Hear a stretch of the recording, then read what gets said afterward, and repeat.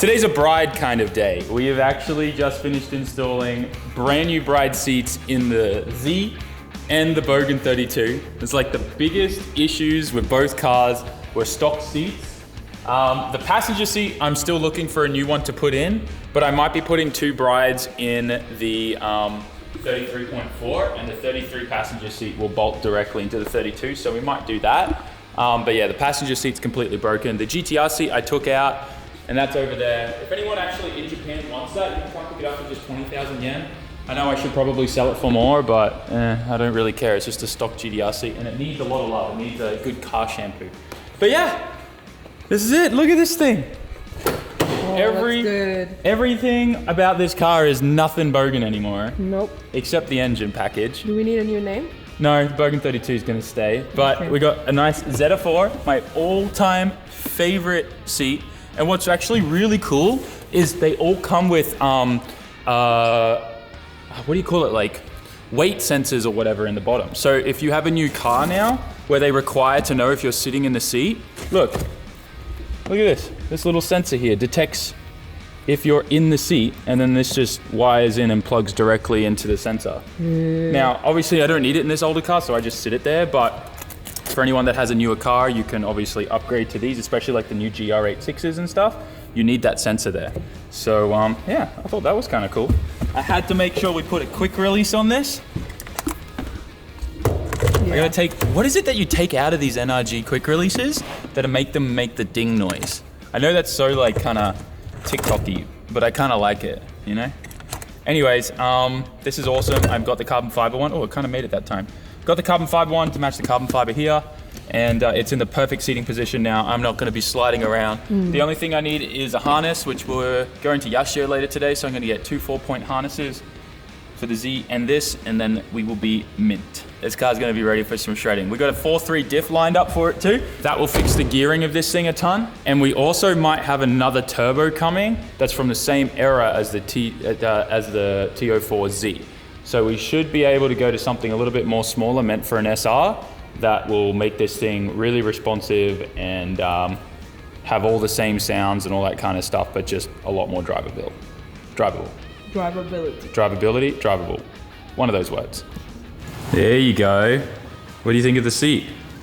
Yeah, it's nice. You might be a little low now though. Like, can you see over the hood at all? Well, the hood's up, but. I'm at the level of the tires. Oh no. Tell me when you can't see it.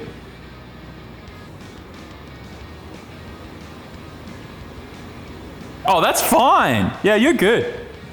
That's perfect. I've got a long nose, so. Yeah. And I mean, the seat will move forward, and as you move the seat forward, it'll raise you a little bit just because the rails are on an angle. Bride makes a fair few different models. I find that if you are a tall person with a little bit of a longer torso, longer back, that the Zeta 4 fits the best. I have Zeta 4s and 3s in all my cars. The Skyline has a 3. The Silvia, the pink car, that has a 3. And then every other car up at Ebisu, the Chaser, the comp car has a 0, which is actually based off the Zeta 4, but has a half halo. And yeah, everything's either got the new Zeta 4s or Zeta 3s. Actually, look, I just realized I actually have a Zeta 4 in my SR car. And by the way, we finally got confirmation. This thing's going to Okachan this week or next week, and he's going to start getting all the work done on this thing. Which then means we're gonna have a street SR powered S15 back again. I'm excited. Lots of gate. Nope, we just finished shuffling some stuff around the shop. We have a very special guest coming and dropping off a car for a few days while he's traveling. But this is what I'm excited about, is this cable that just came from Amazon. This is a 3.5 jack to RCA adapter. Now, if you guys remember, in the Bogan 32 in the trunk was a CD changer. And it was so just like nostalgic and cool, and I didn't want to just throw it in the trash, and it's taking up weight in the back of the car, and it's never going to work again in that. So I mounted it to my shop wall, wired everything into the power supply that powers this, and got everything working. And with this cable, I'm pretty certain we can have our own shop music. What is that? Is it RCA something? RCA, yeah. RCA to just a 3.5mm headphone jack. Plugging into a Bluetooth speaker, auxiliary in, Let's see if we get music. It's working. Is that as low as it gets? Okay, we might need a bigger amplifier. It works. It's the Titanic song. Whoa, that took a turn that took a turn. All right, so the volume's really low. I don't know if this has volume control. It definitely does not have volume control. So it just needs more amp. It's very quiet. Yeah, we need to amplify this. So that makes sense though. We'll definitely get an amplifier for it and that'll make it better. Probably that's gonna be the most expensive part of all of this. Nah, we'll just go to Hard Off and get one. Remember, the bigger the Hard Off, the better. So our special guests have arrived. We've got Yubo and Kissa in the house. Hey guys, how you doing? They're going for a trip to Hong Kong, and lately there's been a lot of theft with some cars. So he's brought his S15 here to stay inside and make sure it doesn't get stolen. And he just bought this actually, and it's really cool to see Yashio factory parts on this. Got the Yashio factory copper radiator and a few other parts around. Looks like it may have a Yashio setting on it too. Yashio factory coil harness and stuff like that. It's really nice. Nice little upgrade, and this is going to be Yubo's kind of street drift car, so he's going to rock up to events driving this and whatnot, which means we get to drive together more. 一緒に走るでしょ？もうすぐ。2個とか。いやー楽しみ。1個行こう。あ、もちろん行こう。一緒に走りたい。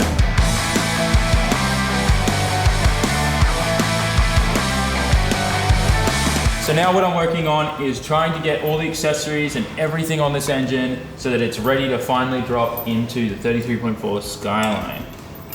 What we have to do is move all of the engine mounts, aircon compressor and stuff from the old engine block onto this one. The all-wheel drive engine mounts for the Stagia are entirely different from the rear-wheel drive ones, so we need to make sure we move all of those over. We have PRP's brand new LS alternator kit on there as well now. Looks amazing. I've got the 35 coil kit already installed. That looks amazing. And of course, the head drain dual kit on the back here as well of the block. This is gonna be a big help because this stops all the oil building up in the head, which is just one of the biggest RV issues in the world. So I'm gonna work through, get all of these kind of accessories on here and ready, plumb up all the lines for the turbo. Should be good.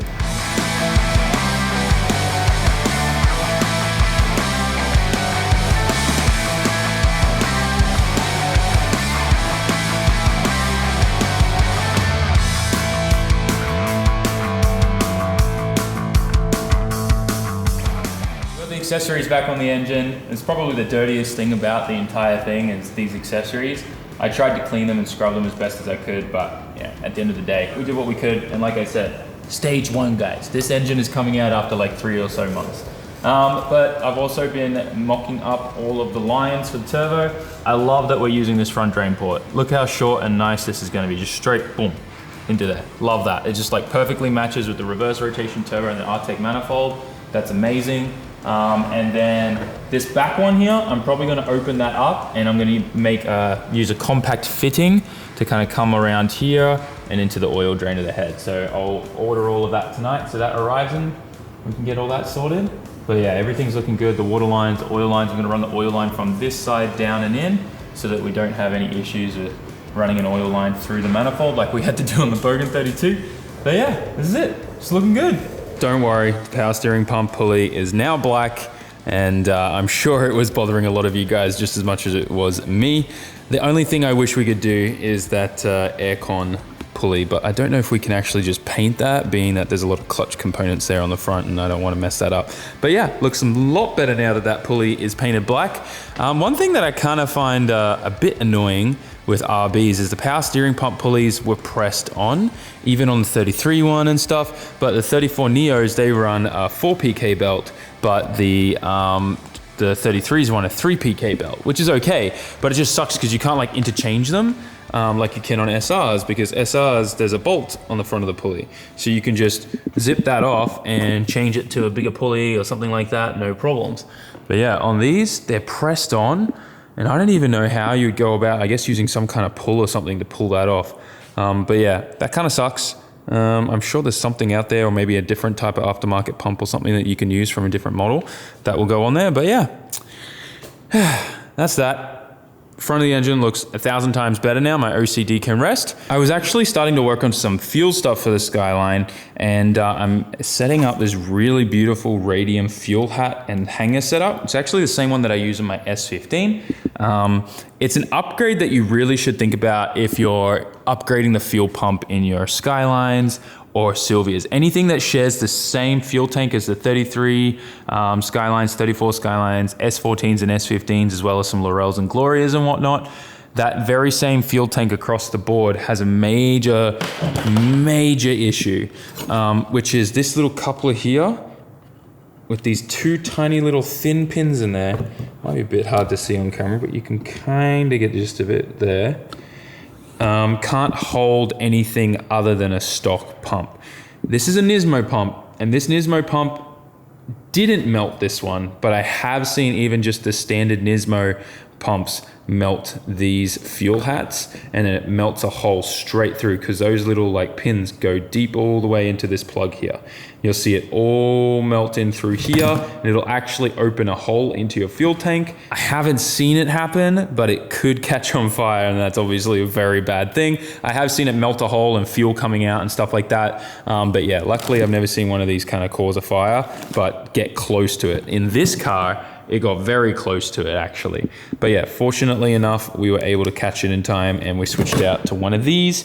But yeah, even just the Nismo upgraded pump is enough to make these melt. If you do the relay mod in the trunk with this, you will see it melt very fast. There are some cheap ways of getting around it by drilling a hole and using those kind of like bulkhead self-sealing kind of terminals and stuff like that, but it's really not that expensive, and I highly recommend upgrading to something like this just to future-proof your car from any kind of issues. When it comes to car builds, there's definitely some things that you can go the cheaper route on and kind of cheap out on, right? But when it comes to fueling, I can never do that. One of my biggest fears when it comes to motorsport or cars in general is a fuel fire. I think there would be nothing more scarier than being stuck in your car, unable to get out, unable to see a damn thing, and just be getting burnt alive because of fuel, a fuel leak or something. So if there's any bit of advice I can give you from today is one, paint your power steering pulley black, and two, don't cheap out on fueling. It's not worth the risk. Another aspect as to why you don't want to cheap out on fueling is if you have a fuel supply issue to your engine, then this expensive thing blows up and you got to start again from zero.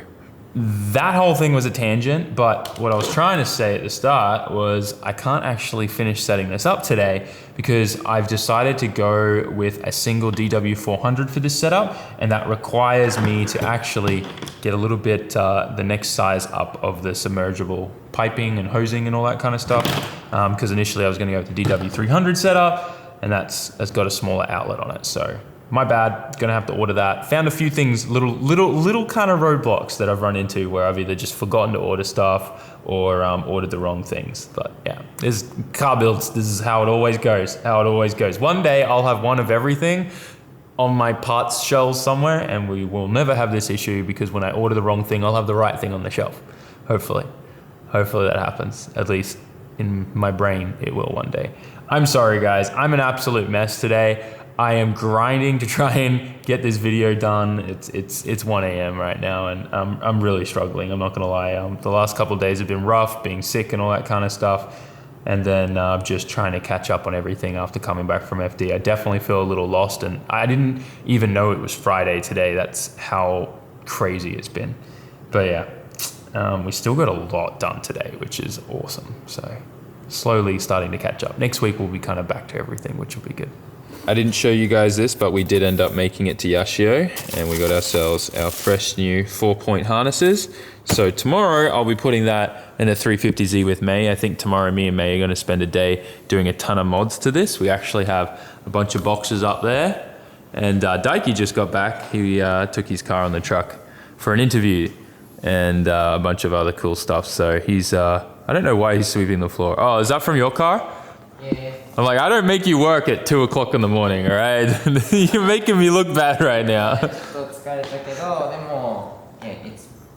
Always nice. Yeah, always nice to be clean. All this came off his car just from moving it, starting it once. That's funny.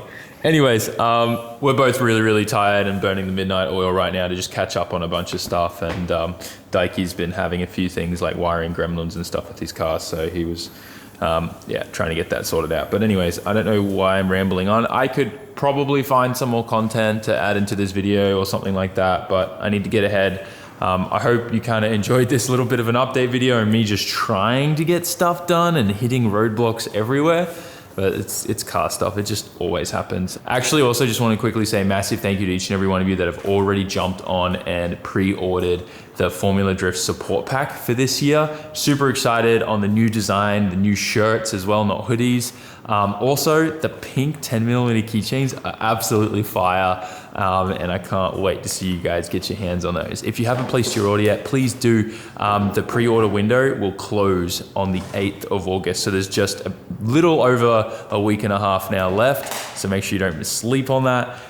And speaking of sleep, I need sleep. So thank you so much for watching, guys. Tomorrow, I'll be back into my kind of content grind and get ahead on everything. We should be back on schedule. And thanks for putting up with me and everything. It's been a tough week being this sick. I haven't been this sick in years, but anyways, thanks guys. I appreciate you all, and I'll see you all in the next one. Like, comment, share, subscribe. Peace.